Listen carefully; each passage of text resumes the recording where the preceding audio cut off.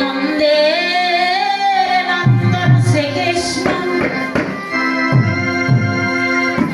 সকাল বেলায় শরণে খেয়ে আমার যশোদানন্দন শ্রীকৃষ্ণ মায়ের কোলে শুয়ে আছেন। আর এদিকে গোষ্ঠীর বেলা হয়েছে। তো গোষ্ঠীর বেলা হয়েছে মনে করে রোহিণী নন্দন বলরাম ঠাকুর মায়ের দ্বারা সজ্জিত হয়ে মাতৃ আশীর্বাদ নিয়ে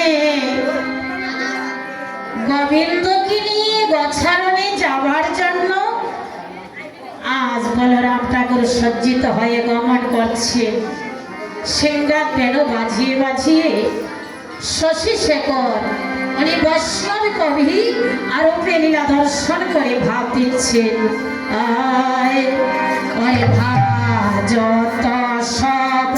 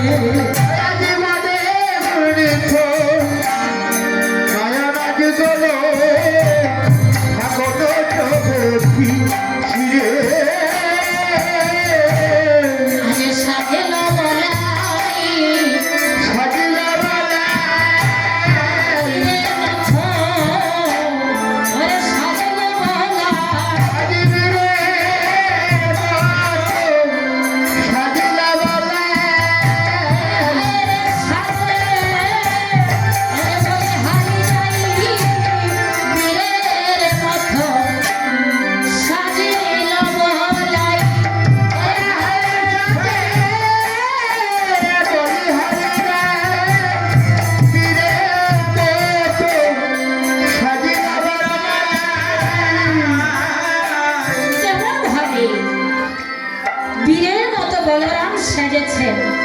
বলরামের গলায় মালা, হাতে বালা, মাথায় পাগড়ি বেঁধেছেন। বনে যেতে হলে তো পাগড়ি বাঁধার প্রয়োজন। গোছারণে যাবেন কানাইকে নিয়ে মাথায় পাগড়ি বেঁধেছেন।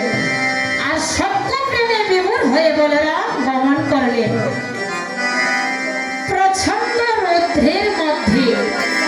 তো দেখবে রৌদ্র যদি থাকে নিজের ছায়াটা দেখতে পাওয়া যায় চলতে গেলে।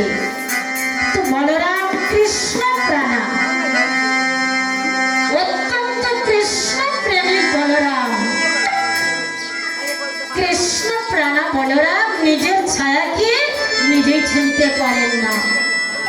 দ্বিতীয় বলরাম মনে করে তার শত্রু মনে করে বলতে আছে, ওরে আমি আমার ভাই কানাইয়ার কাছে যাব আর তুমি বুঝি যেতে আমাকে বাধা দিচ্ছ, বড় অসুবিধা দিচ্ছ।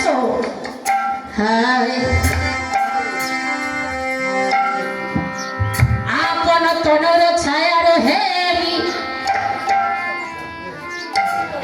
এর আগে রয়ে গেছে বলার মুখ নয় যেন ভিতরে। বিদুর সঙ্গে বলরামের বদনের তুলনা করা হচ্ছে। বোধ বহি করে মুখের লাল শ্বেত কমলের মধুরে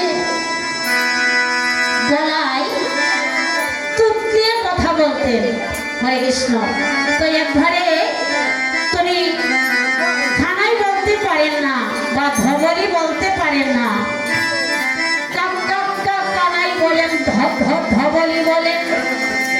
আর দেখবেন যারা তুতলা গালে কিছু লালাটা পড়ে যায়, তো বলরামের মুখ থেকে ওই লালা ঝরছে। তো অনবরত কৃষ্ণ কথা বলতে আছে, সেই জন্য বলরামের এই যে মুখ থেকে লালা ঝরছে, এই অধরা আমি তো জ্বরে পড়ছে। শশী শেখর তিনি তাকে মধু বলেছেন। কেন? এই যে কৃষ্ণ প্রেমের লালা ঝরতে আছে, শ্বেত কমলের মধু বলা হচ্ছে। যে বলরামের বদন হতে যে অধরা অমৃত জয় করেছে, অধর থেকে অধরা অমৃত বলা হয়। অন্তরঙ্গ ভক্ত যারা তারা আস্বাদন করছে,